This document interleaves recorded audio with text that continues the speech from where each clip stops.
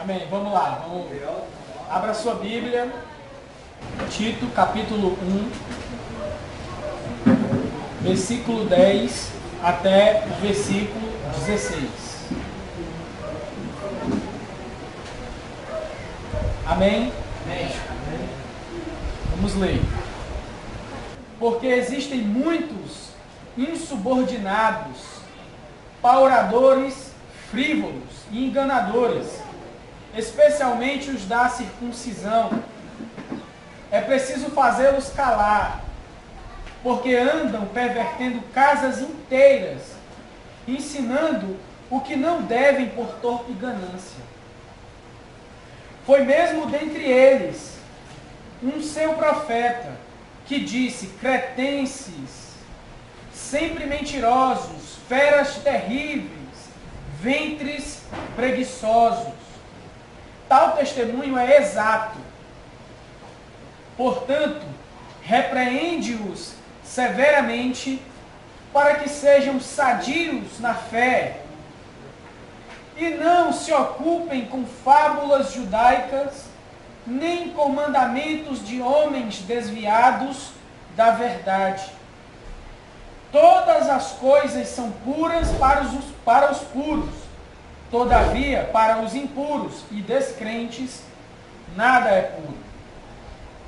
Porque a mente, como a consciência deles, estão corrompidas. No tocante a Deus, professam conhecê-lo, entretanto, o negam por suas obras.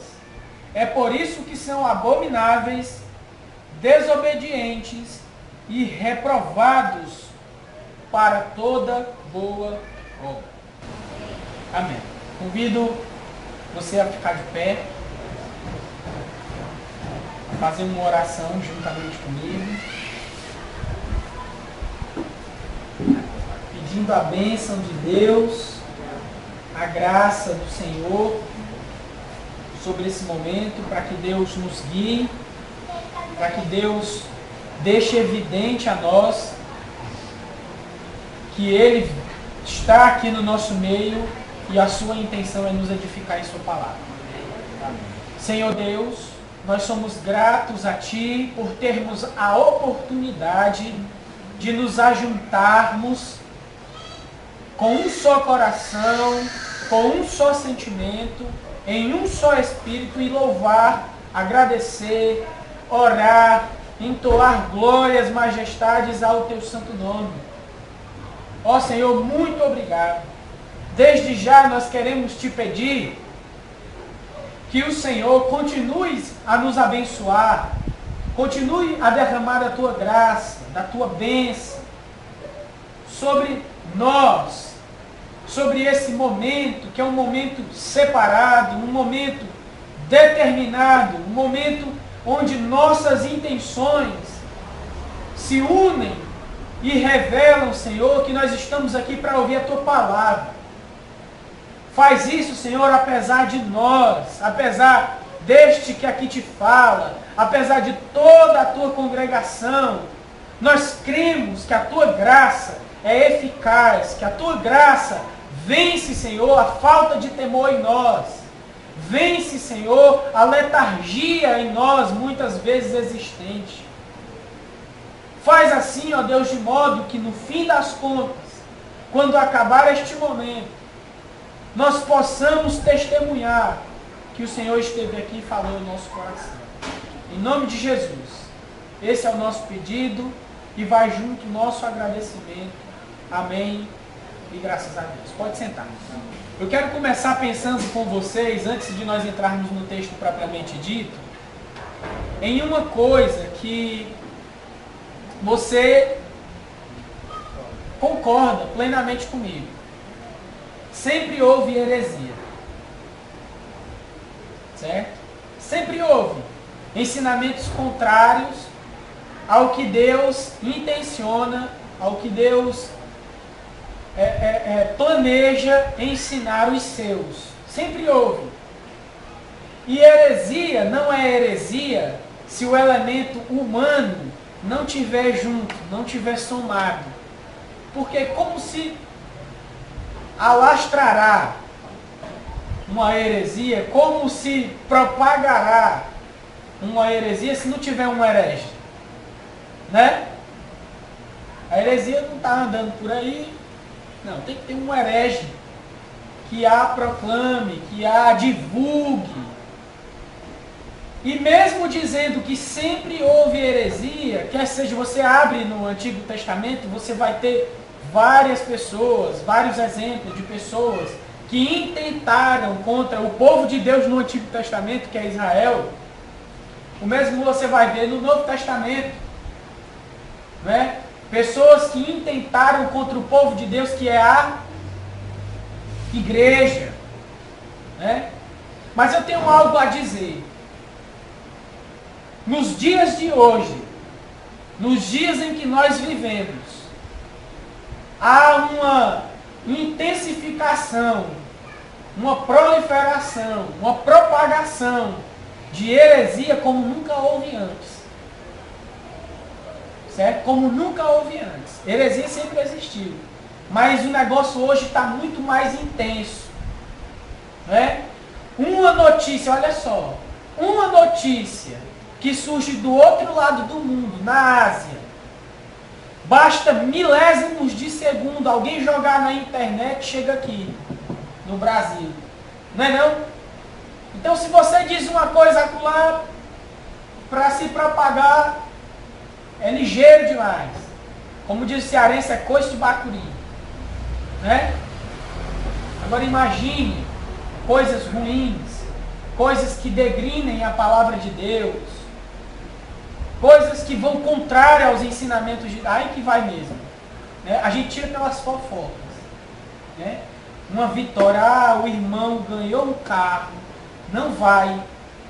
Agora, o irmãozinho estava daquele jeito, tratando... ele deve bater na mulher dele. Aí, no instante, né?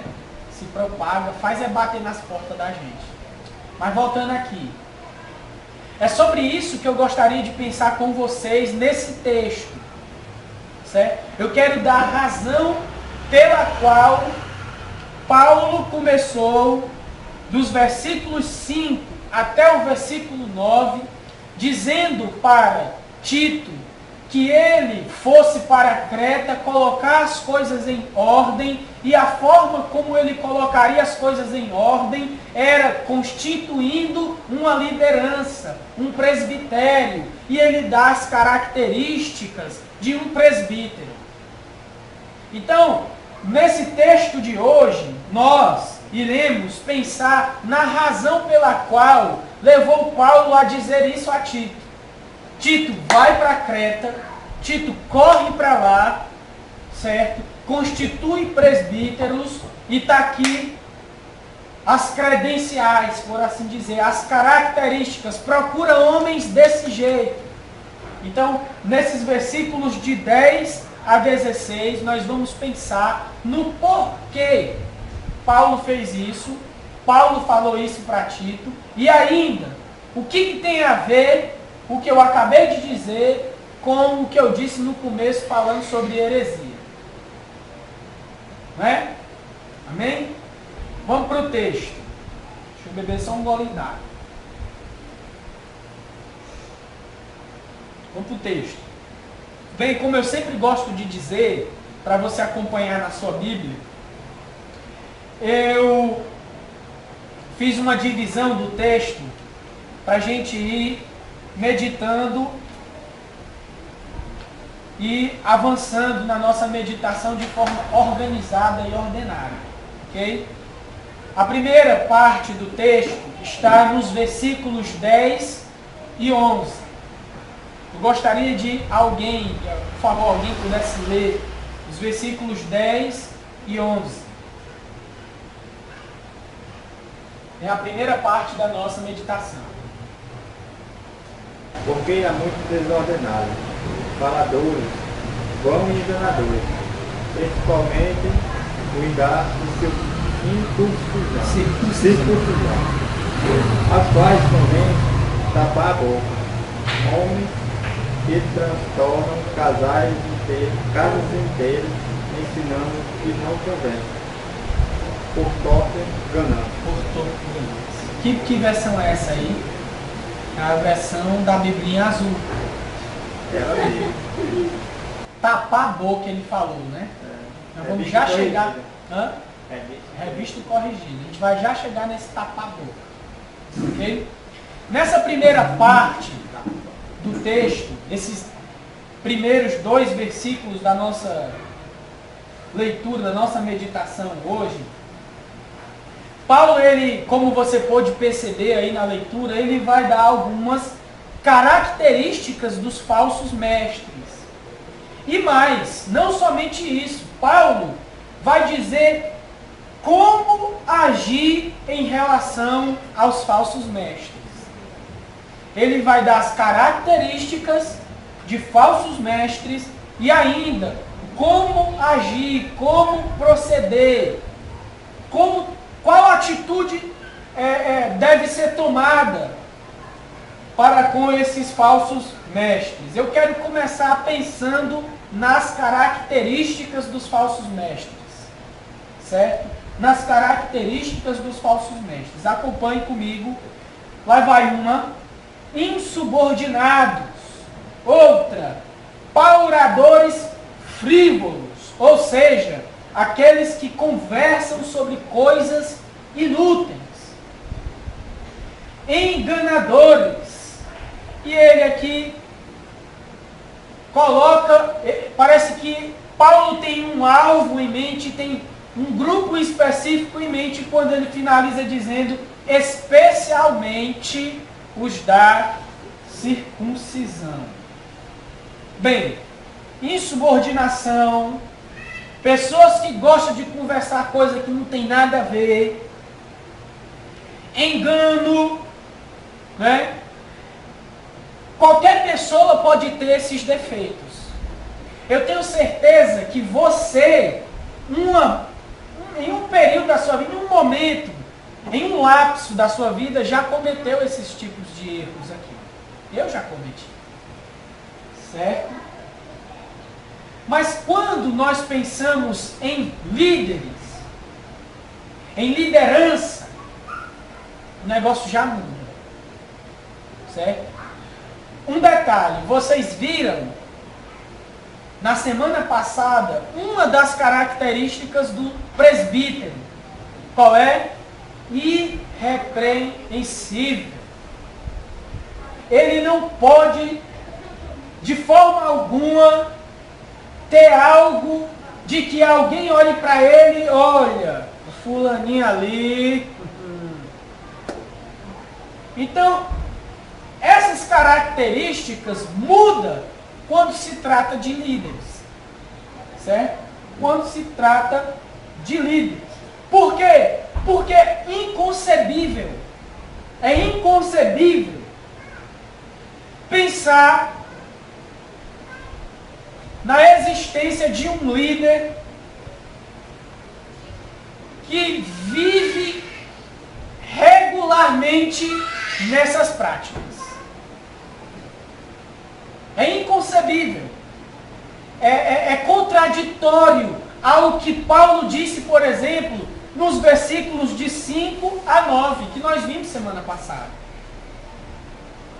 Então não combina, não dá. Entende? E essas características de insubordinação, engano, conversa que não leva à edificação, parece que isso cai como uma luva para esses falsos mestres aqui que Paulo está se referindo. Essas características parece que caem como uma luva, parece que serve direitinho para esse tipo de pessoa.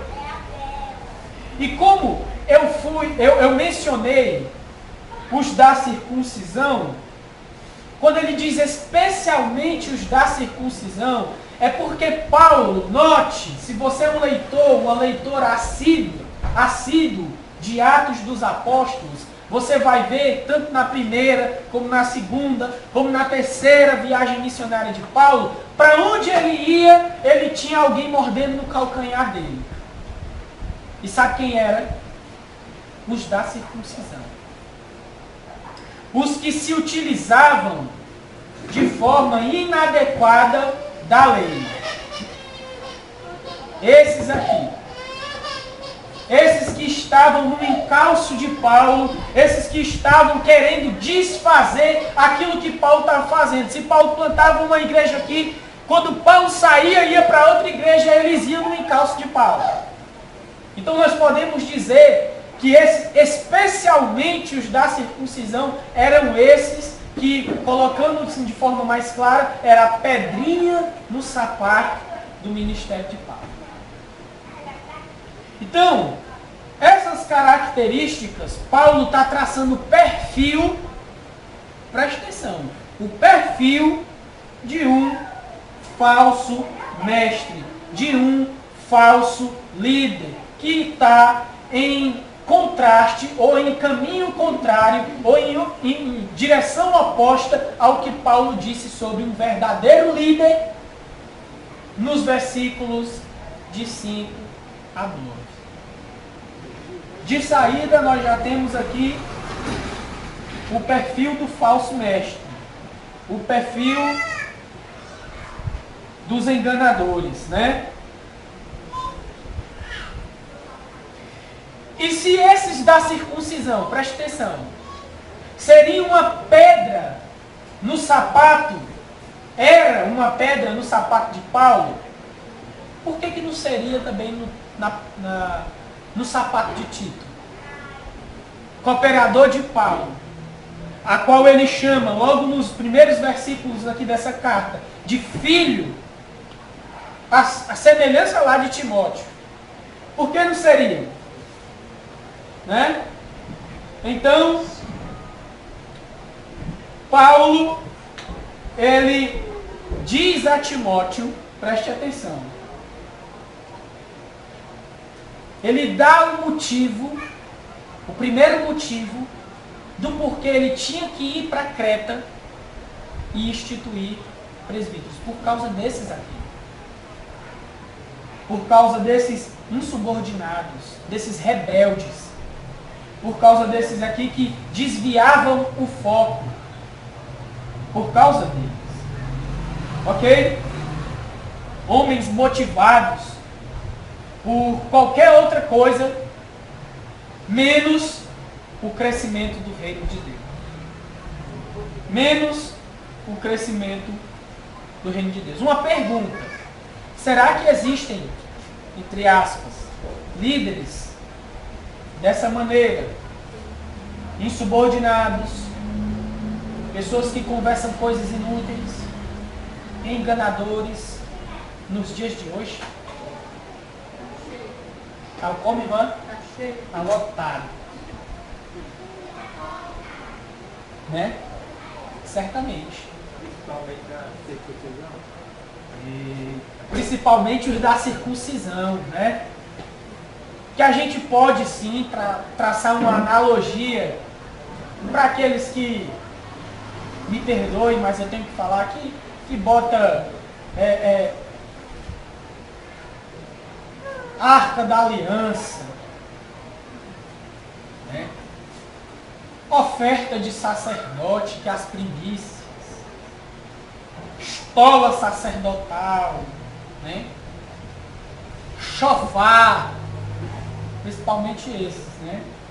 Certamente. Mas o que nos deve impressionar aqui, meus irmãos, é que mesmo a Bíblia tendo mais de 2000 anos, aliás, o Novo Testamento, mais de 2000 anos de história, de tempo, de existência. Isso aqui foi falado há mais de 2000 anos atrás. Apesar desse tempo todo, a Bíblia ainda continua sendo atual. É isso que nos deve impressionar. Então, nós podemos aprender logo de início aqui, que homem que não se submete a seus líderes, homens que não sabem acatar ordens, que faz do seu ministério, coisas que estão abaixo da glória do Evangelho, ou seja, Qualquer coisa que não seja o evangelho da glória do Deus bendito, como diz Paulo. Homens assim não servem para serem livres. Não servem para serem livres. Pelo contrário, são exímios, falsos mestres. Isso é uma triste verdade. E se isso está acontecendo em algum lugar, longe daqui, Deus nos livre disso. E se isso está acontecendo em algum lugar, pode ter certeza, o fim dessas coisas, de homens gananciosos, de homens enganadores, de homens que perdem tempo com qualquer outra coisa e não se importam com o evangelho, pode ter certeza. Sabe qual é o resultado? Uma mega igreja e um programa na televisão. É esse o resultado. E a gente sabe o restante da história, né? E aí vai de mal a pior. Amém? Que nós possamos aprender com isso. Que Deus livre o Gereissati 1 dessa mazela, né? Dessa tristeza que é passar por essas situações. Bem, uma segunda coisa nesses versículos aí é como agir com relação a esses falsos mestres. Como agir em relação a eles? A proposta de Paulo é simples e curta. Simples e curta. Como é que tem dizendo na corrigida? Tapar a boca. Olha aí o como agir. Tapar a boca. Né? Na minha aqui, que é atualizada, revista e atualizada, tem é preciso fazê-los calar. A maioria das versões, revista e atualizada, NVI, Nova Tradução Linguagem de Hoje, Bíblia de Jerusalém, traduzem dessa forma. É preciso fazer calar. Né? E traduzem bem a ideia, porque a ideia aqui, desse é preciso fazer calar, é mais ou menos essa imagem aqui que eu quero que vocês façam na cabeça de vocês. Presta atenção. Não tem os arreios do animal, né? Que a gente chama de cabrestos, né? Não é aquilo. É uma mordaça mesmo. É um ferro na boca. É uma mordaça. Ali ainda é o cabresto. Mas é uma mordaça, assim, ó. Já viu aqueles pitbull no meio da rua? Né? Ele tem um negócio assim, um negócio daquele tipo ali. Essa é a ideia no original. E eu pensava que só a tradução brasileira era que traduzia dessa forma mais dura. A corrigida também fez essa mesma tradução, né? Essa que eu acabei de citar, a tradução brasileira, ela fala o seguinte. Me diz de novo como é que é a tua. É preciso... Aos quais convém tapar a boca. Ah, tapar a boca, então é a mesma. Aos quais é preciso tapar-lhes a boca. Então as duas estão bem parecidas. Curto e grosso. Né? Tem muito negócio de alisar, não. É tapar a boca. É silenciar. É uma ordem expressa. Tem que parar de falar isso aí. Tem que parar de tirar o foco. O foco é o Evangelho. O foco é o reino de Deus. O foco é Cristo. Aí o camarada perde tempo com qualquer outra coisa. Perde tempo com encontro, com desencontro, com reencontro. Perde tempo com um monte de coisas. Com maldição hereditária, com cura interior. E aí vai. Tapar-lhes a boca. Tapar-lhes a boca. Essa é a orientação de Paulo de como agir com falsos mestres. E a situação aqui ainda é de extrema urgência. Porque olha aí no versículo de número 11, o que está acontecendo com relação a esses falsos mestres? Olha aí, ó. É preciso fazê-los calar, porque andam pervertendo casas inteiras, ensinando o que não devem, por torpe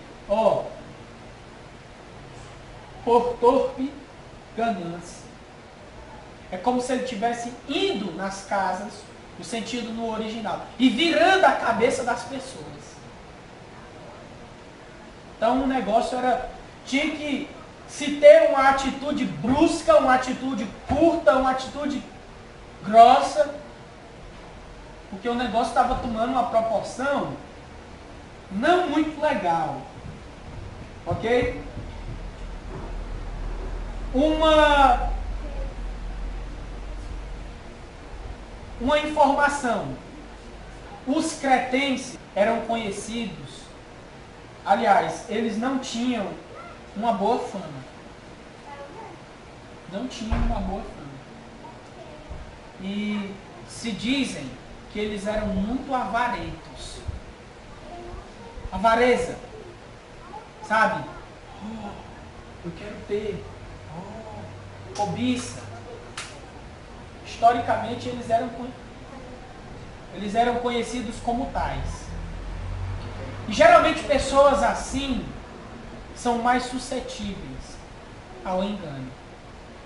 Então os falsos mestres, matando a jogada, iam lá e disseminavam no meio daquele povo que já tinha fama de avarentos e disseminavam o seu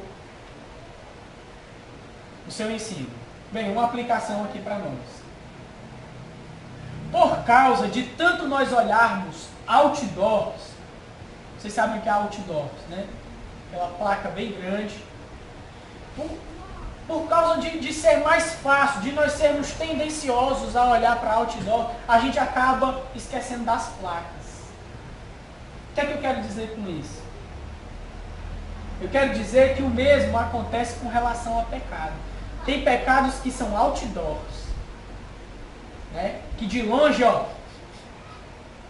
cheira, fede, né? E é mais fácil a gente, mas a gente acaba esquecendo das plaquinhas, daqueles pecados corriqueiros, daqueles pecados dos dia a dia, né? Que não é para ser normal, não é para ser normal para cristão nenhum. E isso, preste atenção, disseminar o falso ensino configura nisso. Configura em pecado. Disseminar falso ensino configura em pecado. Então a gente olha um falso líder quando ele está roubando, é mais fácil. A gente olha um falso líder quando estoura uma confusão, estoura aí um burburinho, um rumor de que ele adulterou. É mais fácil. Mas a gente dificilmente nota quando ele está disseminando algo nocivo à fé cristã. Quando ele está propagando algo que vai contrário à fé cristã. Você sabe o que acontece na maioria das vezes? Sabe o que acontece? De certa forma, parece que a gente faz ajudar. Longe de nós isso. Mas um falso ensino como? Pelo WhatsApp, né? Pelo Facebook. Isso conta. Isso conta. Né? E a ordem do dia é calar, é tapar, é não deixar passar, é estar vidrado, concentrado, vigilante, porque isso também configura pecado. Não é? A gente só olha, outdoor, mas isso também, disseminar falso ensino também configura pecado. E esse é o nosso objetivo. Conforme nós podemos extrair do texto aqui, É silenciar, é cortar. Mulherzinha, eu recebi ali uma bênção maravilhosa. Olha, foi óleo aqui na testa. Quando eu cheguei em casa, a bênção já estava lá. Preste atenção. Mulherzinha, não diz isso não. Não fala isso não, porque atrai maldição. Preste atenção. Corte. Olha, eu sou crente. Há mais de 2000 anos atrás, o meu Deus encarnou e morreu numa cruz por mim e ressuscitou ao terceiro dia. Isso aí não pega em mim não. Quem me garante isso é o Evangelho. Está entendendo? O tapar-lhe a boca. O cortar. É isso aí. Amém? Vamos para a segunda parte do nosso texto. Pensemos nisso, viu? Pensemos nisso. A segunda parte do nosso texto está entre os versículos 12 a 14. Eu vou ler, esse eu leio. Foi mesmo dentre eles um seu profeta que disse: cretenses, sempre mentirosos, feras terríveis, ventres preguiçosos. Tal testemunho é exato, portanto, repreende-os severamente para que sejam sadios na fé e não se ocupem com fábulas judaicas, nem com mandamentos de homens desviados da verdade. Olha só. Olha só. Nesses versos aqui, vou tentar ser um pouco mais rápido. Paulo, para tentar alcançar os cretenses através de Tito, agora, a pena de Paulo muda de alvo. Antes eram os falsos mestres, né? A gente acabou de ver. Agora, nos parece, pelo texto, que vai para todos os cretenses. Que vai para aquela igreja que jazia lá. Parece que a pena muda. E para tentar alcançar esses cretenses, Paulo se utiliza até mesmo de uma literatura de um poeta da época. É o que nós vamos ver. E ele se utiliza na sua exortação.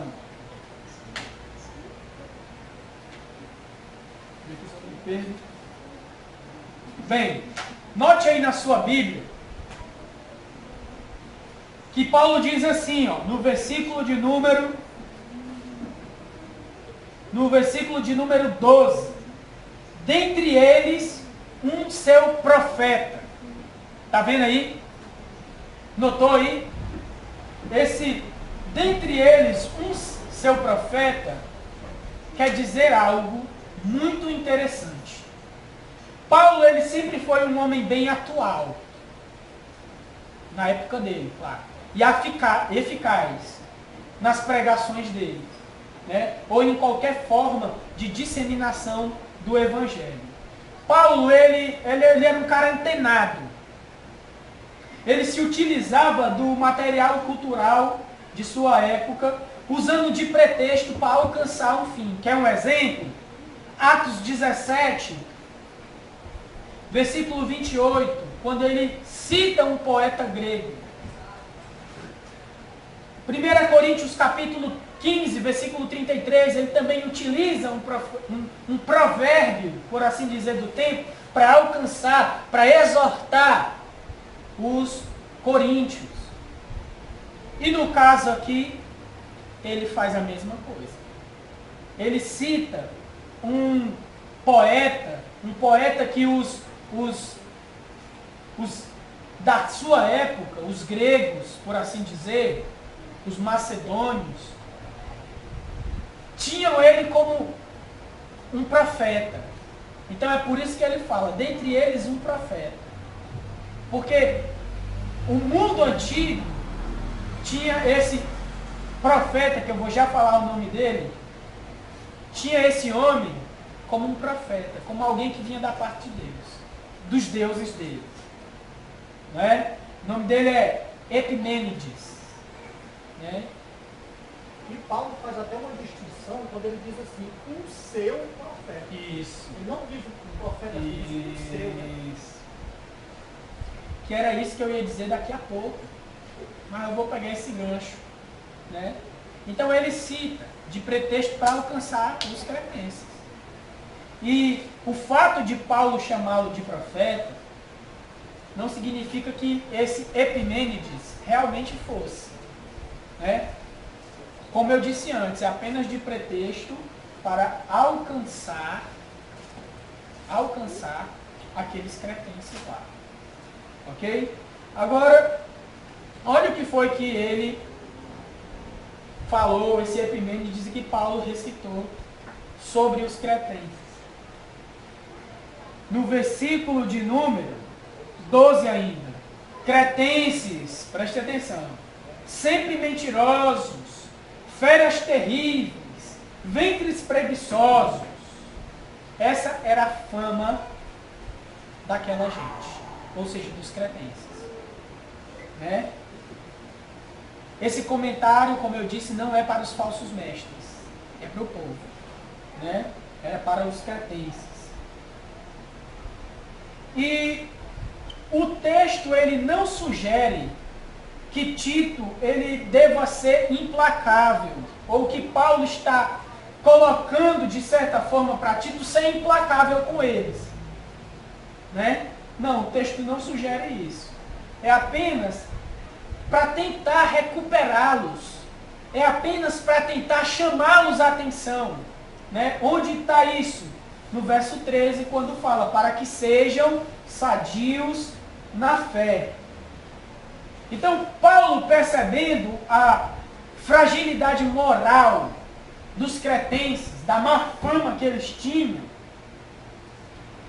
ele meio que alerta Tito para essa realidade, quando Tito for lá colocar as coisas em ordem, instituir uma liderança, e assim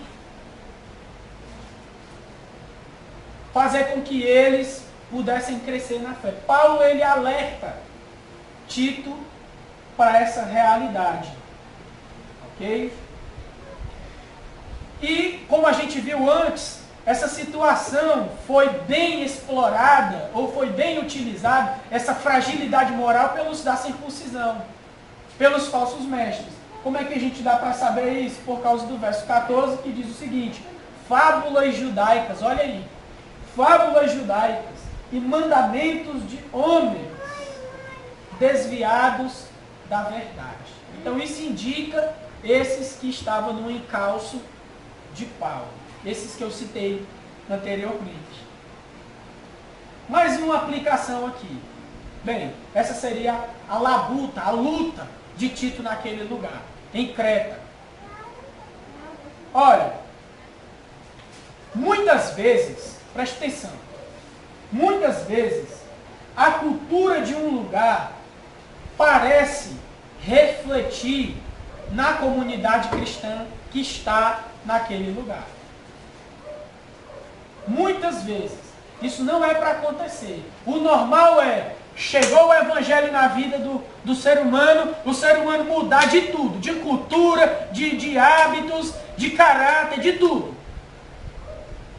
De tudo. Mas muitas vezes isso acontece. O evangelho chega numa cidade, e se alguém conhecer bem aquela cidade e for para uma comunidade cristã que está naquela cidade, pode ocorrer de ele ver os mesmos vícios, as mesmas coisas naquela comunidade. Em outras palavras, gente, o que eu estou tentando dizer aqui é em pessoas virem do mundo ainda com o mundo em seus corações. Está entendendo? Virem do mundo, supostamente se converter e ainda continuar com o mundo nos seus corações. É isso que eu estou querendo dizer em outras palavras. Pelo que nós podemos entender aqui de Tito, o objetivo de uma liderança sadia, o objetivo de uma liderança saudável, o objetivo de uma liderança devidamente constituída por Deus, com as características que Deus tenciona é justamente isso. Desintoxicar aquela comunidade cristã de hábitos, de costumes e de uma cultura mundana. Esse é o objetivo.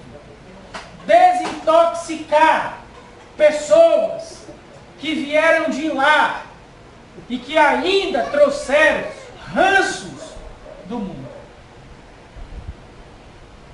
Esse é o objetivo. Em outras palavras, é isso que Paulo está dizendo para Timóteo. Ou para Tito, desculpe. Não é? Que nós possamos aprender com isso. Que nós possamos aprender com isso. Que esse não seja o caso do Gereissati 1 aqui em Maracanã. Que as pessoas, ao olharem para nós, possam claramente ver que nós não temos nenhum compromisso com a cultura mundana do Maracanã, com o costume contrário ao caráter de Deus que ainda tem na cidade do Maracanã. Amém, meus irmãos? Amém. Vamos para o terceiro e último ponto, versículos 15 a 16. Todas as coisas são puras para os puros, todavia para os impuros e descrentes nada é puro. Nada é puro.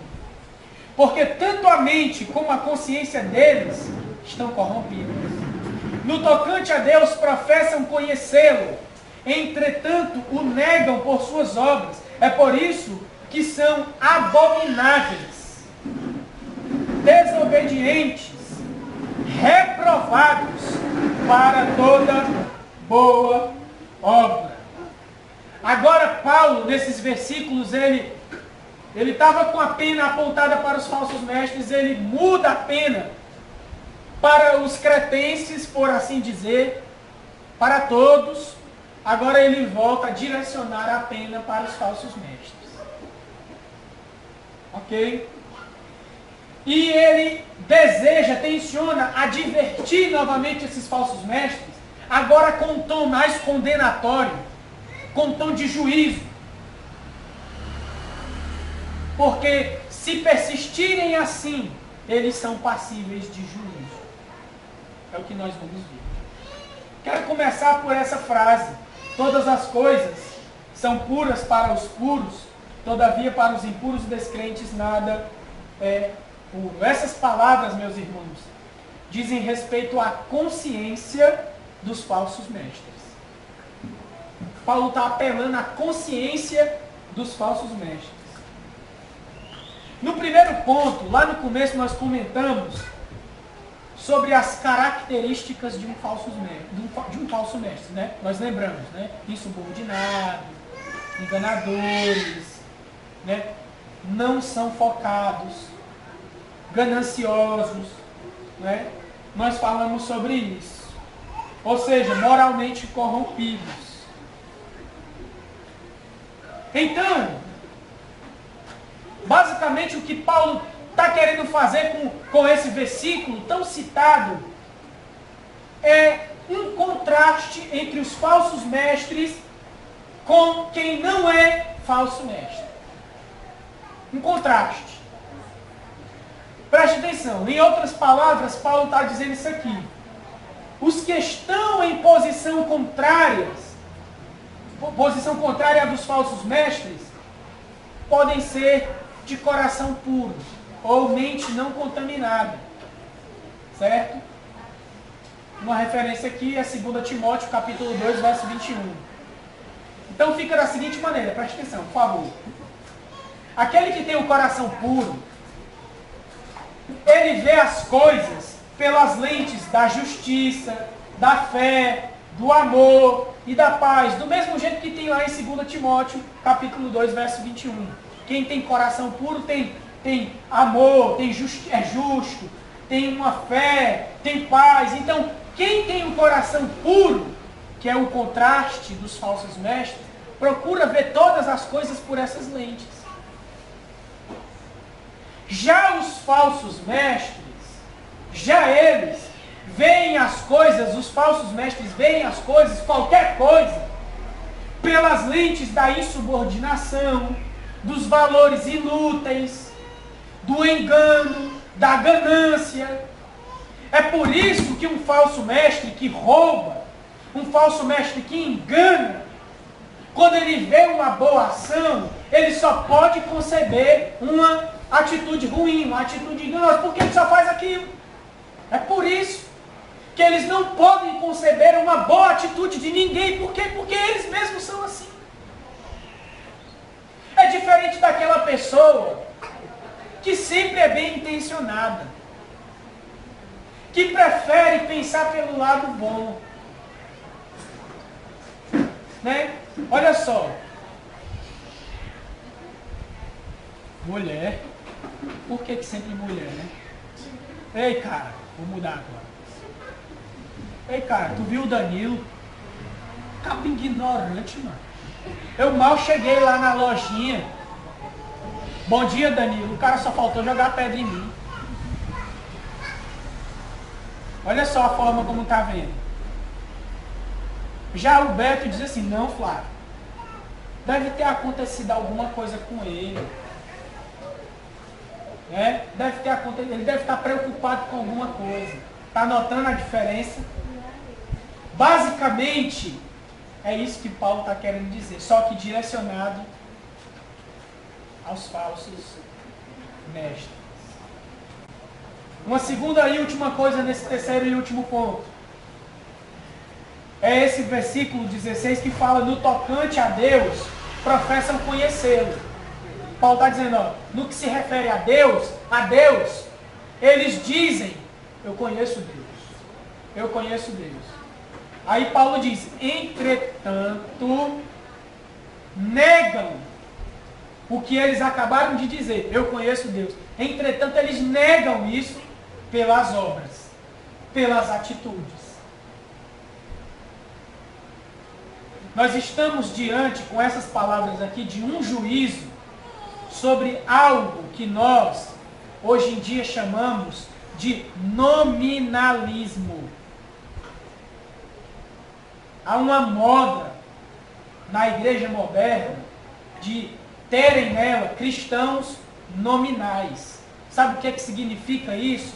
Um cristão nominal é um cristão só de boca. Cristão só de boca.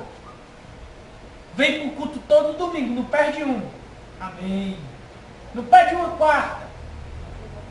Estão lá, glória a Deus, aleluia, Deus é bom. Mas o dia a dia deles desfazem tudo isso. Desfazem tudo isso. Então nós temos aqui um juízo condenatório à hipocrisia. A hipocrisia. E no que se refere aqui o texto, essa hipocrisia, a gente pode aplicar de forma bem geral, mas no que diz respeito ao texto, é a hipocrisia de líderes. Líderes hipócritas. Líderes que são cristãos nominais. Né? Como é que é possível? Alguém que se diz íntimo desse Deus revelado pelas Sagradas Escrituras, esse Deus que é santo, esse Deus que é verdadeiro, né? Como se diz? Como é que se pode conceber alguém que se diz íntimo? Ou seja, porque conhecer, gente, é sinônimo de intimidade. Não é verdade? Conhecer é sinônimo de intimidade. Então, como é que pode um líder dizer que é íntimo de Deus, andar falando de Deus, mas ao mesmo tempo permanecer no erro? Abra sua Bíblia em 1 João, capítulo 2. Só para você ver. 1 João, capítulo 2. Versículo 4. 1 João, capítulo 2, versículo 4.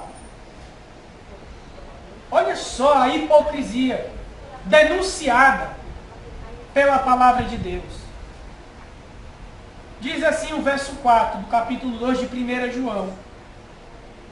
Aquele que diz, olha aí, eu conheço, isso aqui é se referindo a Deus,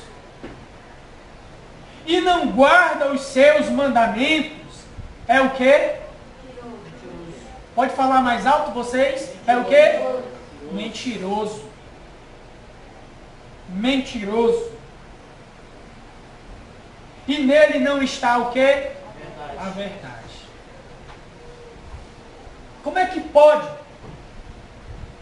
Hipocrisia não combina com liderança.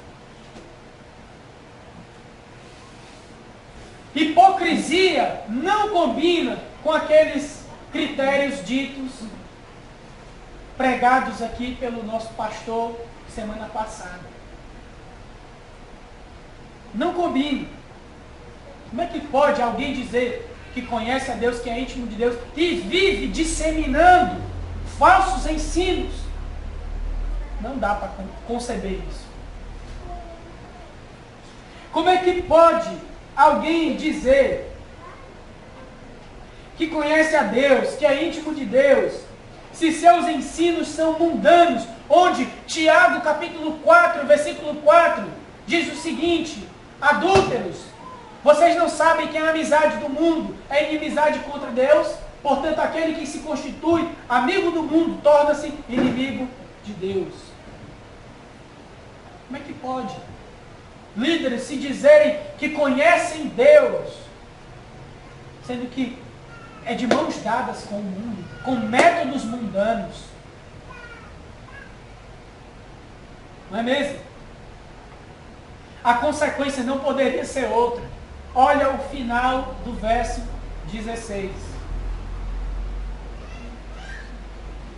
Desobedientes e reprovados para toda boa obra. Nós vimos na semana passada como alguém é aprovado para o ministério. E nós estamos vendo hoje como alguém é reprovado para o ministério. Líder hipócrita, líder insubordinado, líder ganancioso, líder desfocado, ou seja, que não prioriza o evangelho, que não prioriza o reino de Deus, e perde tempo com outras coisas, com mundanices. Esses são reprovados. Reprovados. Como diz aqui, abomináveis. Pergunta: quantos estão hoje em dia nessa condição?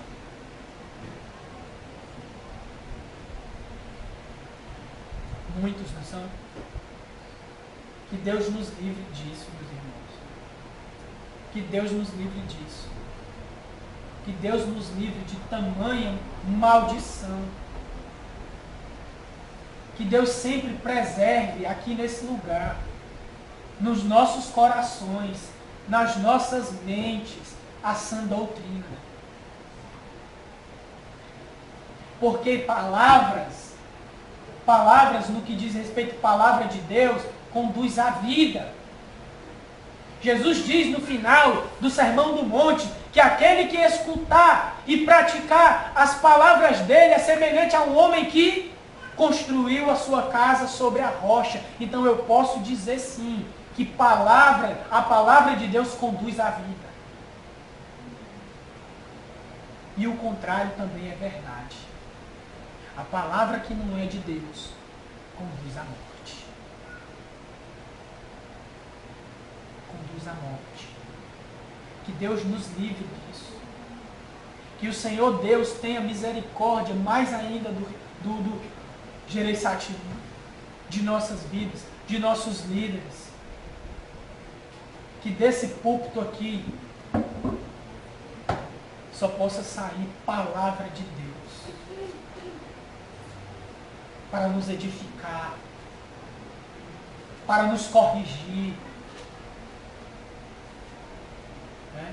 Lembrando aqui de 2 Timóteo capítulo 3, versos 16 e 17, toda a escritura é divinamente inspirada. Portanto, meus irmãos, prestem atenção. Eu comecei dizendo que Paulo tinha colocado, ou tinha mandado Tito ir para Creta, e Paulo tinha dito para ele colocar as coisas em ordem, instituindo presbíteros lá, e tinha dado aquelas características de um presbítero por um motivo. E o motivo é esse. O motivo é esse: calar falsos mestres, tapar a boca de falsos mestres que andavam pelas casas como nós vimos, causando desordem, desviando pessoas da verdade, levando pessoas para a morte. Não brinquem com heresias, não flertem com heresias, não brinquem com hereges, com falsos mestres, com aqueles que não trazem o Evangelho. Não brinquem. Qual foi a atitude que Paulo nos ensinou através desse texto? Alguém pode me dizer, por favor? Vou dar uma dica. Tapar a boca. Não a sua, mas de quem está fazendo esse tipo de coisa. Amém, meus irmãos? Então, com essas informações fornecidas, né, de Paulo a Tito, nós possamos aprender e carregá-las. Que Deus nos ajude, que Deus conserve essas palavras em nossa mente e em nosso coração. Amém, meus irmãos? Que Deus em Cristo nos abençoe.